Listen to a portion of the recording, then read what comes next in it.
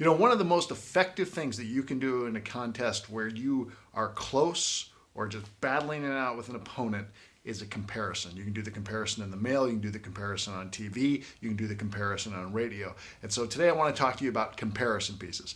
Brian Floyd here of thecampaignschool.com, your guide to winning your election. And this is effectively part 4 of our case study of the race in Pasadena, California for city council between the appointed incumbent Andy Wilson and his most financed challenger, Phil Hosp. Both Andy Wilson and Phil Hosp have sent out comparison pieces.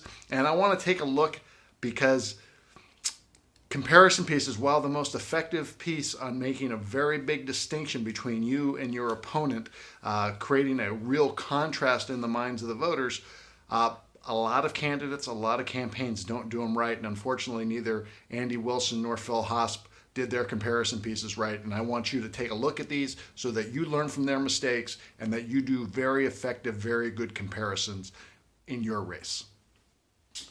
First up, we're going to take a look at Phil's mailer. So Phil Hosp sent out a comparison piece, and from the front of it, you would not know it's a comparison piece. It looks like just another hit on Andy Wilson. They got a bad picture of Andy there. They're talking about the things that he did as far as approving development projects. So you don't know it's a comparison piece until you turn it over. And that's the problem, because with the comparison piece, you want it to appear neutral. You want it to come across as non-biased, even though your name is on it. So what you want to do is you want to come across very neutral, very non-biased, and you don't. At this one, by the time you flip it over, if you flip it over and you haven't thrown it away, you already know it's an attack piece. Now, let's just take the comparison on the back on face value.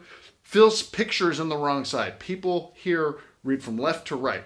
They don't read from right to left. And so with Andy's picture being there, you assume the positive goes to Andy. The positive should go to Phil. So Phil's picture and Phil's positives should be on the left side, and then the negative should be on the right. So that's backwards.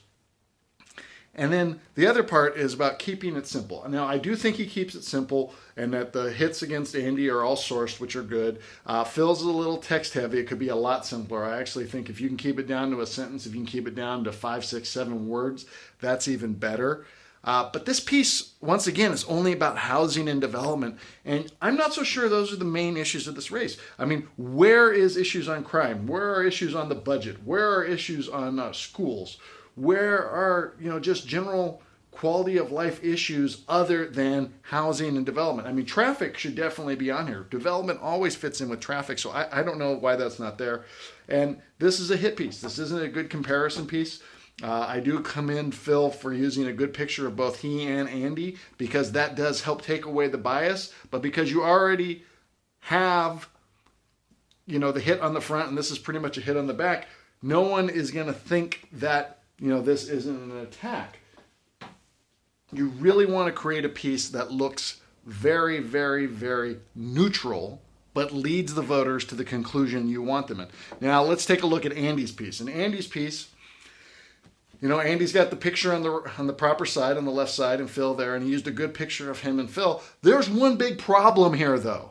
Phil's picture is better than Andy's. And I'm not saying that it's a bad picture of Andy. The resolution is off. They have a better resolution on Phil Hosp's picture. Now, this front is very good. Each man has lived in Pasadena for 20 years, so let's check their record. That is a very good way to bring out that this is an unbiased piece, except for the problem that the Andy Wilson for City Council logo is in the upper left corner. Now, he needs to declare where the mailer came from, which obviously is his campaign account, and need to follow the law there. But it's just so obvious with that. They could have taken the logo off and made it a lot easier.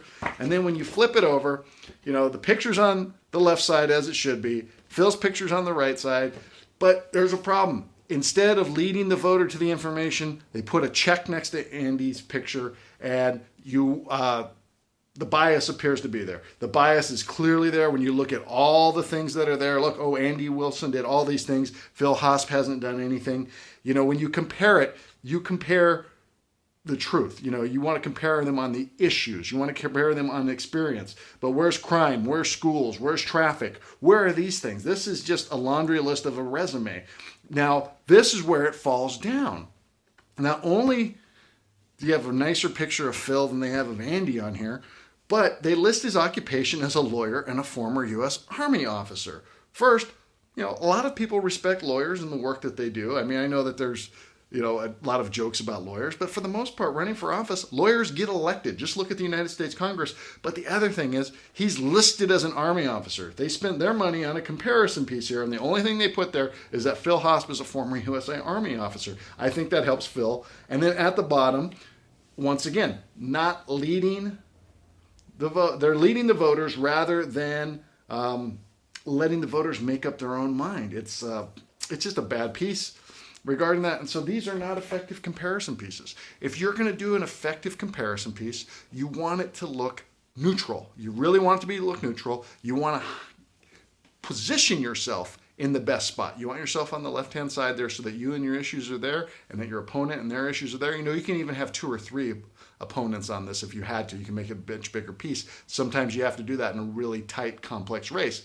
But this doesn't pull it off. It just doesn't pull it off. But that doesn't mean that you can't pull it off. So go to our website and on thecampaignschool.com, do a search for 7 simple steps for creating a winning candidate comparison. Those 7 simple steps, they're all there. They will help you so that you can create a winning campaign comparison, whether it is on the mail, whether it's on the radio, whether it's on TV, whether it's on Facebook, wherever it is. If you follow those simple steps, you will have a very good chance of making a very good candidate comparison and not make the mistakes that Andy Wilson and Phil Hosp did in their comparison pieces.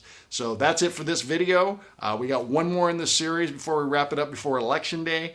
And don't miss that. So subscribe to our channel here on YouTube. There's a button right there. Subscribe to the Campaign School channel on YouTube, and that way you don't miss any of our videos, our case studies, or anything else we have coming in the future. Thank you for your time today.